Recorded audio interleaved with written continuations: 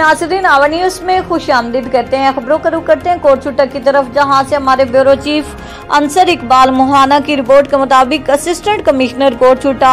असद खान चांडिया का पंजाब हुकूमत की तरफ से लगाए जाने वाले लॉकडाउन की खिलाफ वर्जी पर कोटछुट्टा और उसके मुज़ाफ़ाती इलाके मानमदानी, नौतक ममीर, शेरू जदीद और दीगर इलाकों में तमाम छोटी बड़ी मार्केट बंद कराते हुए खिलाफ वर्जी करने वाले 42 दुकानें सील, जबकि 3 अफराद पर मुकदमा दर्ज करने के अहकाम जारी किए। इस मौके पर असिस्टेंट कमिश्नर ने मीडिया से बातचीत करते हुए कहा कि मुल्क भर में कोरोना वायरस की तीसरी लहर के बाद शिद्दत से जारी है। डिप्टी कमिश्नर डेरा गाजी खान कैप्टन रिटायर्ड मोहम्मद अली इजाज की हदायत पर पंजाब हुकूमत की तरफ से आवाम की जान की हिफाजत के लिए पंजाब भर में 8 मई से 16 मई तक मुकम्मल लॉकडाउन लगाया गया, जिस पर तहसील कोटछुट्टा में अमल कराया जा रहा है और इसमें किसी किस्म की नरमी नहीं की जाएगी और खिलाफ वर्जी करने वाले दुकानदारों के खिलाफ सख्त कानूनी कार्रवाई अमल में लाई जाएगी। अवाम इस बार ईद सादगी से मनाएं,